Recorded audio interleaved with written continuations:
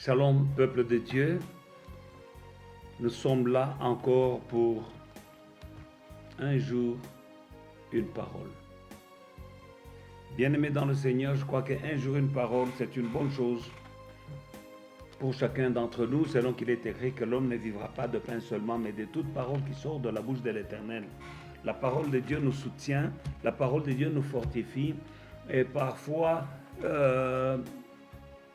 en tout cas, tu peux être là, tu ne sais pas quoi faire, et puis tu reçois une parole, elle te donne la paix, elle te donne la joie, ou bien elle t'ouvre les yeux sur une situation quelconque.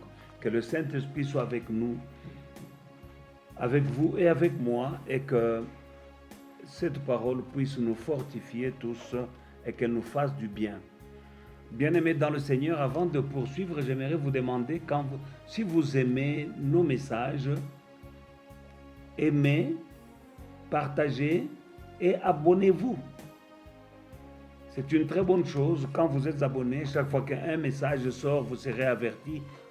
C'est ainsi que vous ne manquerez aucun de nos messages. Et puis vous pouvez aussi faire des commentaires, s'il vous plaît. Je vous encourage à cela. Bien-aimés dans le Seigneur, pendant ces moments, le Seigneur me parle beaucoup d'un message qui n'est pas très courant dans les églises de nos jours. C'est sur la sainteté. La sainteté, c'est un message vraiment qui semble être oublié dans l'Église pendant ce moment. On parle de beaucoup de choses, mais pas de sainteté. Mais quand nous lisons la parole de Dieu, nous pouvons voir, bien-aimés dans le Seigneur, que Dieu veut que nous marchions dans la sainteté. Lisons un peu ce que la Bible nous dit dans le livre de 2 Corinthiens, au chapitre 7. Nous allons lire à partir du chapitre 6, verset 14. La Bible nous dit, « Ne vous mettez pas avec les infidèles sous un joug étranger, car quel rapport y a-t-il entre la justice et l'iniquité? Ou qu'y a-t-il de commun entre la lumière et les ténèbres? Et quel accord y a-t-il entre Christ et Bélial, c'est-à-dire le diable? Ou quelle part a le fidèle avec l'infidèle? Quel rapport y a-t-il entre le temple de Dieu et les idoles? Car nous sommes le temple du Dieu vivant. Comme Dieu l'a dit, j'habiterai et je marcherai au milieu d'eux. Je serai leur Dieu et ils seront mon peuple. » Donc Dieu devient notre Dieu et nous devenons son peuple. Mais il y a des conditions pour cela, bien-aimé, que Dieu soit ton Dieu et que tu sois peuple de Dieu. Il faut te séparer de toutes ces choses ici. Il y a un prérequisite. Donc des conditions pour que Dieu soit ton Dieu et que tu sois à lui, que tu sois son peuple, que tu lui appartiennes. Tu dois quitter toutes ces choses-là. Parce qu'il n'y a rien entre les ténèbres et la lumière. Ça ne marche pas ensemble. Dieu ne veut pas être mélangé avec autre chose. Dieu ne veut pas être mélangé avec les démons ou le diable. Alors le verset 16. J'habiterai et je marcherai au milieu d'eux. Je serai leur Dieu et ils seront mon peuple. Quand Dieu habite avec toi et qu'il marche avec toi, mais tu es un vainqueur, tu as la protection, le top de la protection. 17. C'est pourquoi sortez du milieu d'eux. Et il y a des chrétiens qui ne veulent pas sortir du milieu d'eux. Et séparez-vous, dit le Seigneur. Ne touchez pas à ce qui est impur et je vous accueillerai. Et alors je vous accueillerai. Je serai pour vous un père et vous serez pour moi des fils et des filles, dit le Seigneur Tout-Puissant. Alors quand tu quittes ces choses, quand tu te sépares de ces choses, il devient ton père. Tu deviens son fils, tu deviens sa fille. Mais plus important, nous allons dans chapitre 7, le verset 1. Ayant donc de telles promesses bien-aimées, purifions-nous de toute souillure de la chair et de l'esprit, en achevant notre sanctification dans la crainte de Dieu.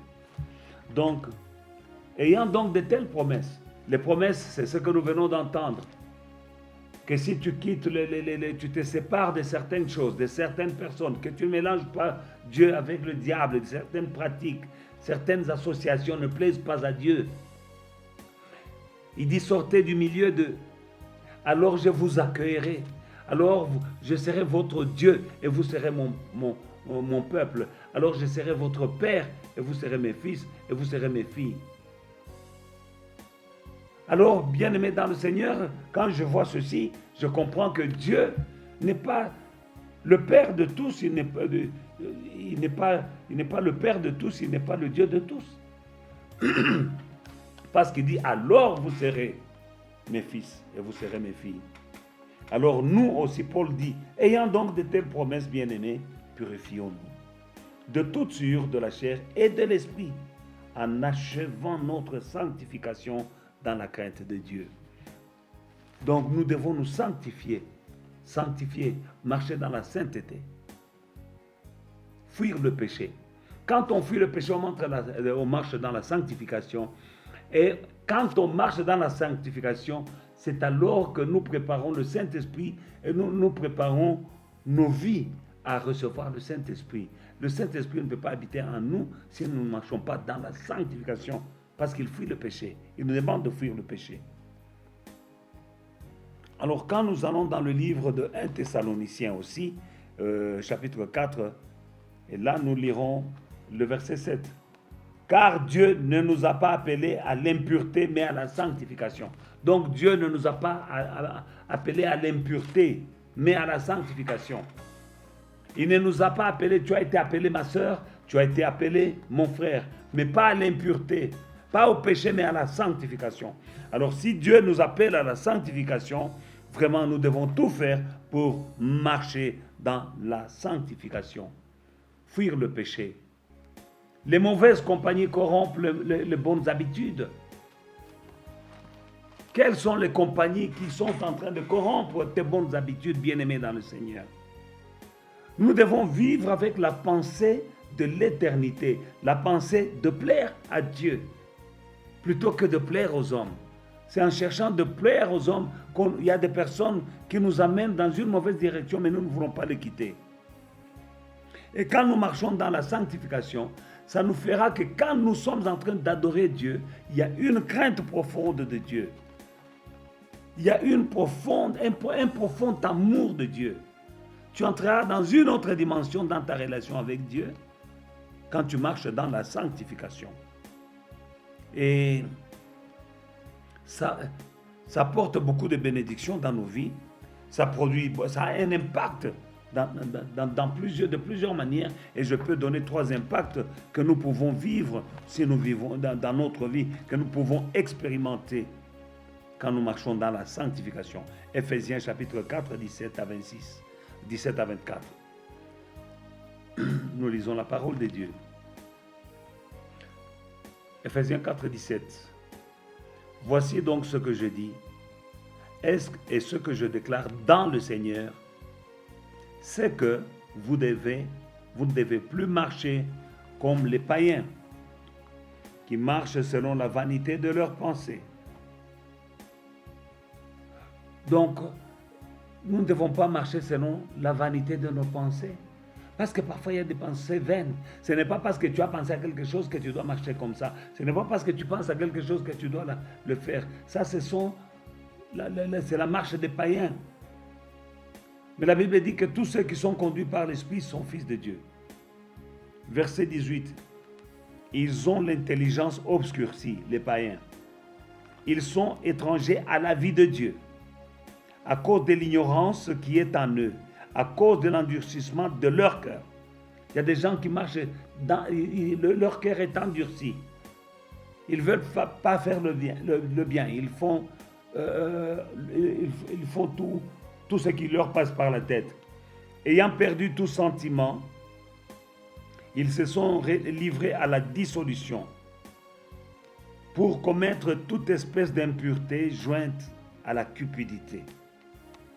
Mais vous, ce n'est pas ainsi que vous avez appris Christ, si du moins vous l'avez entendu, et si conformément à la vérité qui est en Jésus-Christ, c'est en lui que vous avez été instruits à vous dépouiller, eu égard à votre vie passée, du vieil homme qui se corrompt par la convoitise, des convoitises trompeuses, et à être renouvelés dans l'esprit de votre intelligence et à revêtir l'homme nouveau créé selon Dieu dans une justice et une sainteté produite par la vérité. La vérité, c'est la parole de Dieu. Elle produira la sainteté. Bien-aimés, nous devons nous dépouiller du vieil homme, de notre ancienne manière de vivre. Il y a une vie que nous menions avant de connaître le Seigneur Jésus-Christ et il y a une vie que nous devons mener après avoir connu Jésus-Christ. Alors là, la Bible nous recommande de nous dépouiller de notre ancien mode de vie et de nous revêtir maintenant d'un homme nouveau selon les enseignements que nous avons reçus en Jésus-Christ. Et cette parole de Dieu produit en nous la sainteté.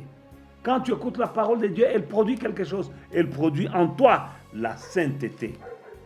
Bien-aimés dans le Seigneur, quand nous marchons dans la sainteté, ça a un impact. Ça nous rend capables de jouir de certaines bénédictions de la part de Dieu. Ça nous permet de jouir de la présence de Dieu. Il y a des gens qui ne peuvent pas expérimenter la présence de Dieu dans leur vie. Mais tu ne peux pas jouir de la présence de Dieu. Tu peux prier, tu peux chanter, mais tu ne sens pas la présence de Dieu. C'est manque de sainteté. Quand tu marches dans la sainteté, tu sentiras la présence de Dieu. Beaucoup d'entre nous disent, je ne sens pas la présence de Dieu dans ma... Tu dois sentir, mais pour que tu sentes la présence de Dieu dans ta vie, bien-aimé dans le Seigneur, ce n'est que quand tu marches dans la sainteté que tu vas commencer à jouir de la présence de Dieu. Nous allons lire dans le livre de Psaume chapitre 15, 1 à 3. Psaume chapitre 15, 1 à 3.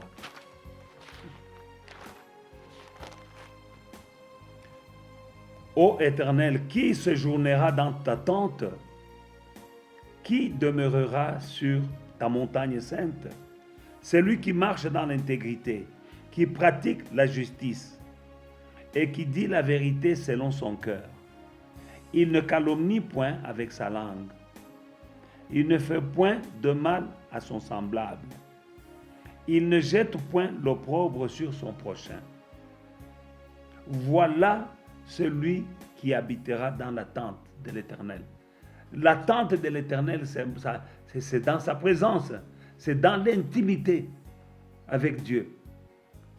Si tu n'as pas, tu n'es pas invité dans la tente de quelqu'un, tu ne peux pas y entrer. Ce ne sont que les amis qu'on invite dans la tente. Et ça représente l'intimité et la présence de Dieu. Et cela, il faut craindre ces choses. Marcher dans l'intégrité, pratiquer la justice, dire la vérité selon ton cœur. Ne pas calomnier avec ta langue et ne pas faire du mal à ton semblable et ne pas jeter l'opprobre à ton semblable. Psaume 24 est aussi bon. Psaume 24, le verset 3. Nous lisons Psaume 24, verset. La Bible dit, 1 à 3, « À l'Éternel la terre et ce qu'elle renferme, le monde et ce qu'il habite, car il l'a fondé sur les mers et affermi sur les fleuves. Qui pourra monter à la montagne de l'Éternel? Qui s'élèvera jusqu'à son saint lieu? Celui qui a les mains pures, et les mains innocentes et le cœur pur. Celui qui ne livre pas son âme au mensonge. Celui qui ne jure pas pour tromper. Il obtiendra la bénédiction de l'Éternel et la miséricorde du Dieu de son salut. Il obtiendra la bénédiction de l'Éternel. Celui qui marche dans la sainteté.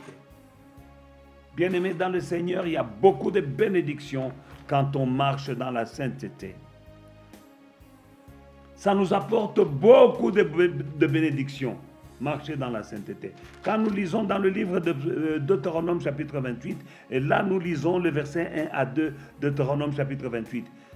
Si tu obéis à la voix de l'Éternel ton Dieu en observant et en mettant en pratique tous ces commandements que je te prescris aujourd'hui, l'Éternel ton Dieu te donnera la supériorité sur toutes les nations de la terre. Et voici toutes les bénédictions qui se répandront sur toi et qui seront ton partage lorsque tu obéiras à la voix de l'Éternel ton Dieu. Et ça continue maintenant. Verset 3. Tu seras béni dans la ville et tu seras béni dans les champs. Le fruit de tes entrailles, le fruit de ton sol, le fruit de tes troupeaux, le fruit de portées, de ton gros et de ton menu bétail, toutes ces choses seront bénies. Ta corbeille et ta huche seront bénies. Tu marcheras, tu seras béni à ton arrivée et tu seras béni à ton départ. L'Éternel te donnera la victoire sur tes ennemis qui s'élèveront devant toi. Ils sortiront contre toi par un seul chemin. Ils s'enfuiront devant toi par 7 chemins. L'Éternel ordonnera la bénédiction d'être avec toi dans tes greniers et dans toutes tes entreprises. Il te bénira dans le pays que l'Éternel ton Dieu te donne. Tu seras pour l'Éternel un peuple saint, comme il te l'a juré, lorsque tu observeras les commandements de l'Éternel ton Dieu et que tu marcheras dans ses voies.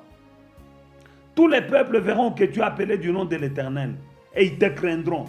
L'Éternel te comblera de bien en multipliant le fruit de tes entrailles, le fruit de tes troupeaux et le fruit de ton sol dans le pays que l'Éternel ton Dieu a juré à tes pères de te donner. L'Éternel t'ouvrira son bon trésor, le ciel, pour arroser, envoyer à ton pays la pluie en son temps et pour bénir tout le travail de tes mains. Et tu prêteras à beaucoup de nations et tu n'emprunteras point. L'Éternel fera de toi la tête et non la queue. Tu seras toujours en haut et tu ne seras jamais en bas. Lorsque tu observeras les commandements de l'Éternel ton Dieu que je te prescris aujourd'hui. Lorsque tu observeras et mettras en pratique tous ces commandements que je te donne et que tu ne te détourneras ni à droite ni à gauche de tous ces commandements que je vous donne aujourd'hui pour aller auprès d'autres dieux pour les servir. Nous voyons là-bas des bénédictions en abondance dont chacun d'entre nous souhaiterait avoir. Mais pour les avoir, bien aimés, ça demande la sainteté. Dieu te donne la supériorité sur toutes les nations. Dieu fait de toi la tête et non la queue. Tous ces versets-là, beaucoup d'entre nous les déclarent, les confessent. Mais parfois, ça n'a aucun effet. Et tu te dis, pourtant, il est écrit que je serai la tête et non la queue. Je prêterai à beaucoup de nations, je n'emprunterai pas. Mais tu ne vis pas cela. C'est manque de sainteté. Parce que, bien aimé dans le Seigneur, quand nous regardons les bénédictions de l'Éternel, elles sont précédées ou suivies d'une condition. Il dit au verset 1 de Deutéronome 28, « Si tu obéis à la voix de l'Éternel ton Dieu, en observant et en mettant en pratique tous ses commandements, alors Dieu te donnera toutes ces choses. » Bien-aimés dans le Seigneur, nous allons voir de grandes choses quand nous marchons dans la sainteté. Nous cherchons les bénédictions, mais elles sont dans la sainteté. Nous cherchons la supériorité. Elles sont là dans la sainteté. La prospérité est dans la sainteté. La fécondité est même dans la sainteté. Parce que Dieu bénira le fruit de tes entrailles. C'est-à-dire Dieu bénira même tes enfants. Il y a des enfants qui ne sont pas bénis à cause des péchés de leur père. Mais toi, mon frère, maintenant, tu dois couper ce cercle vicieux de malédiction en marchant dans la sainteté. Tu seras béni toi-même et tes enfants seront bénis. Et la Bible dit que Dieu bénira tout le travail de tes mains. Nous sommes en train de vivre dans des temps compliqués maintenant avec cette pandémie qui est dans le monde, mais Dieu fera la différence entre ceux qui marchent dans la sainteté et ceux qui ne marchent pas dans la sainteté. Marche dans la sainteté, Dieu fera de toi la différence. Il bénira ton travail, il bénira tes projets, il te donnera la supériorité, il combattra tes ennemis. Ils viendront vers toi par un seul chemin, mais ils fuiront par 7 chemins différents, parce que Dieu sera avec toi. Mais Dieu ne peut pas être avec toi si tu ne marches pas dans la sainteté, si tu ne mets pas en pratique la parole de Dieu. Si tu obéis, il y a plein de bénédictions. Le ciel et la terre passeront, la parole de Dieu ne passera pas. Que Dieu vous bénisse, à très bientôt.